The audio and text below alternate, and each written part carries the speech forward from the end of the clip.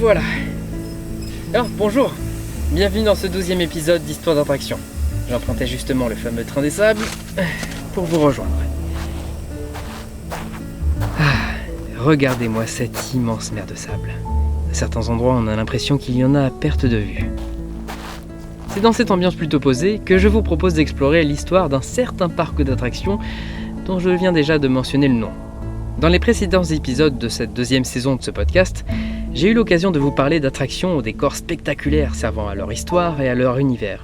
Mais parfois, certains parcs utilisent un décor en particulier, leur environnement naturel.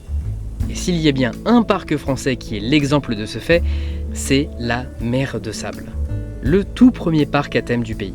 Ce parc particulièrement dédié aux enfants et à la famille, situé au nord de Paris et profitant d'un curieux banc de sable naturel en pleine forêt comme le cœur de sa thématisation, vous l'avez peut-être déjà visité, notamment en tant qu'enfant ou avec vos enfants.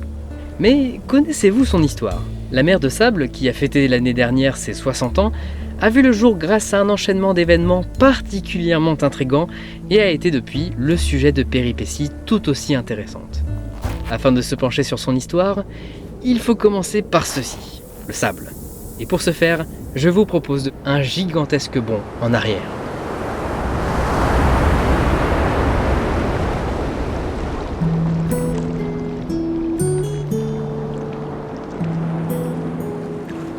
Nous sommes il y a une trentaine de millions d'années. Et ça n'est absolument pas une blague. À cette époque, le territoire qui deviendra la France n'a pas vraiment la même allure qu'aujourd'hui. Il est surtout, comme beaucoup d'autres pays européens, en grande partie recouverte d'eau. C'est le cas de ce qui sera un département, l'Oise, situé au nord de Paris, se retrouvant particulièrement baigné dans ce qu'on appelle la mer Stampienne. Progressivement, la mer Stampienne commence à se retirer, non sans laisser de traces, car elle offre entre autres à la terre où elle s'était posée des bancs de sable, notamment dans une forêt nommée la forêt d'Ermenonville. Chose qui sera plutôt exceptionnelle. Avoir du sable dans un endroit nommé la forêt d'Ermenonville, au sud de l'Oise, un département au climat très Europe de l'Ouest, bordé par aucune mer, aucun océan, ça peut intriguer, et ça va être le cas. Néanmoins, plus les années passent, plus la nature des lieux va reprendre ses droits. Le sable se retrouve alors progressivement habillé d'une terre sableuse, de la terre de bruyère.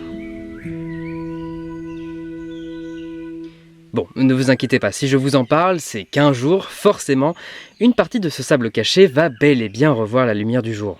La terre de bruyère se trouvant dans la forêt d'Ermenonville va être exploitée à de multiples reprises. D'après certaines sources, et à prendre avec quelques grosses pincettes, le site deviendrait, pendant le Second Empire de France, un champ d'expérimentation pour les botanistes du Muséum d'Histoire Naturelle, dans le but d'y planter des conifères. Mais ce qui est sûr, et ce qui va surtout nous intéresser dans cet épisode, c'est l'influence qu'aura un certain lieu situé au cœur de cette terre, l'abbaye royale de Chalice. Fondée en 1137, cette abbaye située dans la forêt d'Ermenonville a le grand avantage de posséder un domaine de plus de 1000 hectares, dont une zone de terre de bruyère. Et ça, un jour, l'abbaye compte bien en profiter.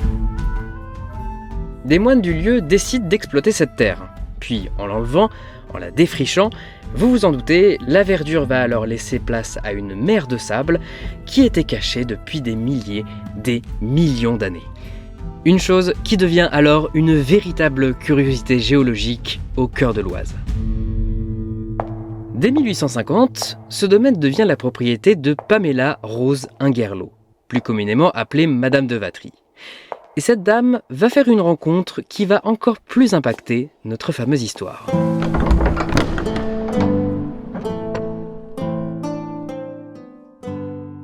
Celle-ci accueille à Chalice de nombreux artistes, dont une très jeune et très talentueuse peintre, Nelly Jacquemart. Une fille qui va devenir une protégée de Madame de Vatry. Grâce à cette dernière, Nelly est très souvent invitée à Chalice, puis commence à devenir de plus en plus connue dans le monde artistique, faisant preuve d'un coup de pinceau très admiré. Quelques décennies plus tard, en 1881, Madame de Vatry décède et les successeurs ne comptent pas garder le domaine de Chalice très longtemps. Pour Nelly, commençant à atteindre la soixantaine mais restant nostalgique de sa jeunesse à Chalice, le destin de la succession n'est pas tombé dans l'oreille d'une sourde. Et en 1902, alors que le domaine est mis en vente, elle décide immédiatement de le racheter.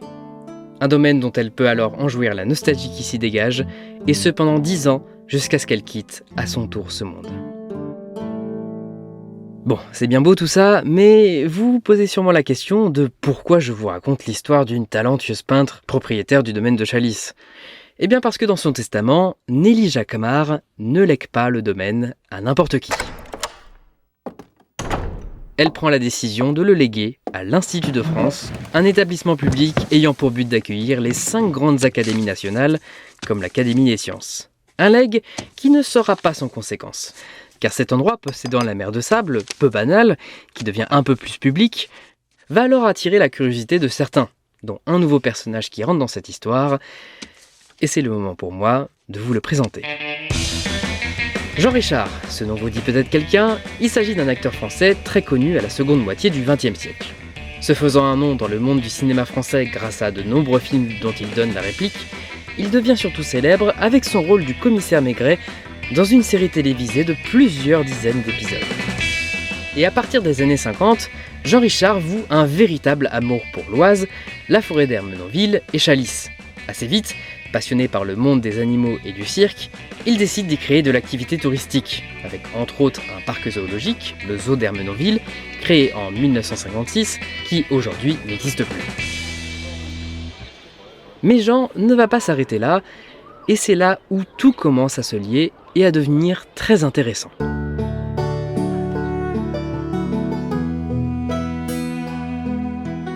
Lors de la création de son zoo, une forte amitié se forme entre lui et l'artiste Jean-Gabriel Demergue, qui est depuis quelque temps membre de l'Institut de France. À force de discussion, ce dernier propose à Jean Richard de s'installer sur la fameuse mer de sable appartenant à l'Institut afin qu'il en fasse quelque chose de beau, d'intéressant, alors que l'endroit avait été loué auparavant, puis quelque peu délabré. Et en voyant ces dizaines d'hectares de dunes face à lui, Jean voit l'opportunité d'y implanter un parc d'attractions. Ou comme on dit parfois à cette époque, un centre éducatif et attractif. Et au-delà des attractions, l'immense étendue de sable naturel, un paysage plutôt exotique pour un pareil endroit, donne une envie de créer tout un univers, une thématique, un voyage pour le visiteur, un tour du monde en quelques heures. Pour commencer, on arriverait dans un quartier européen, le point de départ du voyage. On retrouverait ensuite plusieurs zones au paysage lointain, une zone africaine prenant notamment place sur le banc de sable, représentant le désert du Sahara, une zone asiatique comprenant entre autres une pagode, ou encore une zone dédiée à la conquête de l'Ouest, du Texas, avec une végétation dédiée, un saloon qui est encore là, ou encore des tipis. Et dans tous ces décors, c'est surtout le décor naturel, le petit désert sableux, qui est l'acteur principal de cette mise en scène. Même si à ce moment-là, le parc propose une représentation de notre monde qui est plutôt ancienne, avec notre regard moderne, cette idée d'univers dans ce parc d'attractions ferait de ce dernier le tout premier parc à thème de France. Le chancelier de l'Institut, André-François Poncet, propose alors à Jean Richard d'acquérir le banc de sable ainsi que certaines terres adjacentes, et c'est alors que commence à s'installer cette idée de parc d'attractions dans ces lieux, au nom pour le coup très cohérent, la mer de sable.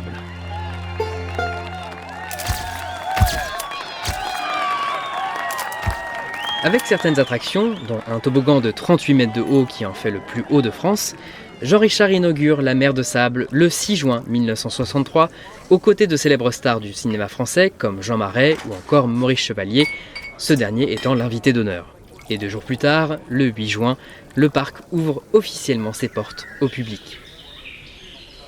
L'ouverture n'incite pas le parc à se poser sur ses acquis, et envisage dès le début le développement de nouveautés.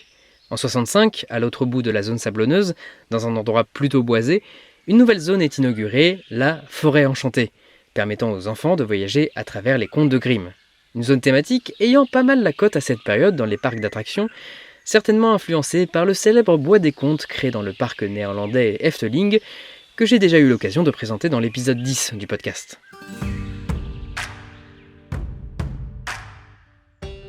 Mais le parc, malgré un budget qui reste restreint par rapport à d'autres qui émergent, va se démarquer avec des nouveautés intéressantes, parfois particulièrement inédites, pour défier la concurrence. Par exemple, en 1967, la mer de Sable inaugure le Train des Sables, un transport permettant de traverser le fameux banc sablonneux, une attraction iconique du parc qui est toujours d'actualité. Juste à côté, toujours sur le banc de sable, le parc présente au public l'attaque du train, un spectacle de cascade sur le thème du Far West, très populaire, se renouvelant, et toujours représenté aujourd'hui. En 90, ouvre une attraction très originale, les Chicapas, une attraction scénique en bateau et en intérieur qu'on peut appeler Dark Ride, mettant notamment en avant un monde de singes plutôt insolite. Ce qui en fait l'originalité, c'est le fonctionnement des scènes. Tous les personnages faisant vivre le décor de l'attraction sont des peluches animées tirées par des ficelles en nylon qui bougent grâce à des systèmes mécaniques. Cette technique, on la doit à Jean-Claude Dehix, le célèbre marionnettiste à l'origine des vitrines de Noël du grand magasin Printemps au boulevard Haussmann à Paris. Du côté sensationnel, le parc ouvre en 96 une attraction aquatique, un flume ride, qu'on appelle plus communément en français des bûches, comprenant une chute de 20 mètres de haut. Et du côté de l'insolite, en 2001 est inauguré dans la pagode asiatique le Temple du Mystère, une attraction créée par l'illusionniste français Gérard Majax, donnant l'impression aux visiteurs de marcher dans le vide grâce à un système de casque muni d'un miroir. Bref, pas mal de nouveautés plutôt intrigantes pour un parc familial et régional comme la mer de Sable. Mais la même année que cette dernière nouveauté, le parc perd son créateur. Jean Richard décède en décembre 2001 dans l'Oise. Quelques années passent et malheureusement le parc perd en cohérence, que ce soit sur les visiteurs qu'il cible, mais aussi les zones thématiques. Cependant, en 2005, une entreprise toque à la porte de la mer de Sable pour faire une offre, et je ne comprends pas comment je n'ai pas pu vous parler de cette société avant, tellement celle-ci est devenue un mastodonte des parcs de loisirs en France, voire en Europe. Pour vous dire, j'ai déjà consacré 4 épisodes sur des attractions leur appartenant quand même. Certains l'auront compris, je vais vous parler de la Compagnie des Alpes. La Compagnie des Alpes est une entreprise française créée en 1989 qui, au départ, se spécialise dans la gestion de domaines skiables très réputés dans les Alpes françaises, les Ménuires, Serre-Chevalier ou encore le Val d'Isère. Mais à partir de 2002, en parallèle, la société décide de se spécialiser dans un nouveau domaine, les parcs de loisirs, en rachetant la société Grévin et compagnie. C'est alors que l'entreprise se met à faire l'acquisition de nombreux lieux de loisirs connus. Le musée Grévin, le Futuroscope, les parcs Walibi, France Miniature, ou encore un parc situé à quelques petits kilomètres de la mer de Sable, le parc Astérix. Bon, vous vous en doutez, en 2005, la Compagnie des Alpes propose alors de racheter la mer de Sable, demande qui est alors acceptée. L'objectif de l'entreprise qui en fait l'acquisition est de donner au parc une nouvelle fraîcheur et de remettre en place une cohérence solide. La mer de Sable se réorganise pour être divisée en 3 zones. Les pionniers, la jungle et le désert. Il va de plus se focaliser plutôt sur une catégorie de visiteurs en particulier, les familles et les enfants, certainement pour ne pas faire concurrence au parc Astérix qui se situe juste à côté, et qui appartient au même groupe. Ce serait dommage de se mettre une balle dans le pied. Pendant la période de direction par la Compagnie des Alpes, le parc se modernise en proposant certaines nouveautés, parfois importantes pour le parc, comme Tiger Express en 2011, un roller coaster comportant des virages très serrés et des petites chutes plutôt intenses qu'on appelle Wild avec d'ailleurs une décoration poussée. Néanmoins, malgré les nombreux efforts, le nombre de visiteurs stagne globalement, voire baisse. La mer de Sable peine à obtenir un plus grand public. Alors que la Compagnie des Alpes commence à se dessaisir de certains parcs de loisirs, qui ne sont plus forcément stratégiques pour elle, celle-ci décide, en 2015, de vendre la mer de Sable à une toute jeune compagnie, le groupe Looping. Cette compagnie française, créée en 2011, est née en rachetant certains petits parcs que la Compagnie des Alpes souhaite vendre à cette période. En faisant des acquisitions comme la mer de Sable, le groupe Looping souhaite devenir le leader européen des sites de loisirs à échelle régionale. Et pour tenter de rehausser le nombre de visiteurs de la mer de Sable, le groupe décide de se recentrer sur une seule thématique, qui est devenue la grande force du parc, le Far West. Mais alors, pourquoi est-ce une grande force ? En vérité, depuis le début de son histoire, la thématique états-unienne a obtenu progressivement une place privilégiée. Au-delà du fait qu'il s'agisse d'un thème très présent dans le monde des parcs d'attractions, le western est un sujet qui a intrigué, passionné, notamment chez Jean Richard. Celui-ci, de son vivant, a beaucoup investi dans le parc au profit de spectacles d'animation dédiés à l'univers de la conquête de l'Ouest, en recrutant des animateurs investis comme des professionnels du lasso. Le Far West a pris une place importante, qui plaît beaucoup, que ce soit dans sa décoration, ses attractions, ses spectacles, mais aussi dans la communication du parc, avec par exemple un petit Indien qui servait pendant un temps de mascotte.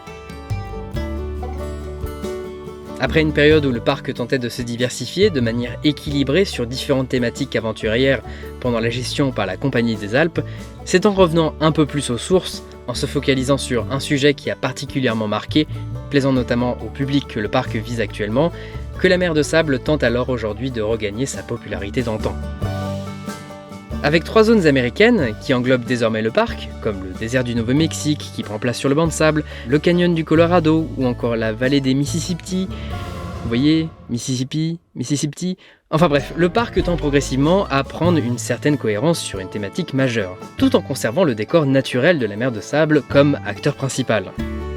Et les nouveautés ne manquent pas pour moderniser le parc. Par exemple, après avoir proposé 3 nouvelles attractions en 2016, la mer de sable inaugure en 2021 Silver Mountain, un rollercoaster familial accompagné d'un décor d'une mine digne de la conquête de l'Ouest, ambitieux, crédible et détaillé.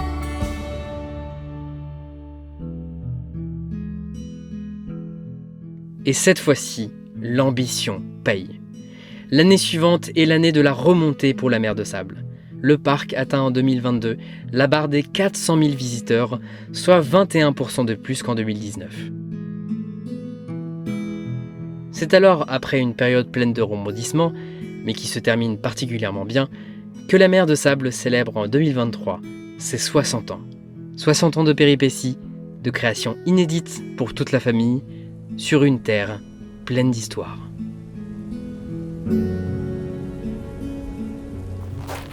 Et voilà, c'est ainsi que se termine cet épisode plutôt posé sur la mer de sable, qui j'espère vous aura plu. Un épisode ayant eu la documentation la plus poussée et la plus ambitieuse pour vous proposer un récit inédit tout en restant fiable. Si vous voulez me soutenir, n'hésitez pas à vous abonner sur la plateforme de votre choix et à suivre le podcast sur son compte Instagram ou encore Facebook, mais aussi à le partager. Chaque action est un immense coup de pouce. Sur ce, c'était Benjamin et je vous dis à la prochaine pour un nouvel épisode d'Histoire d'attraction. Salut!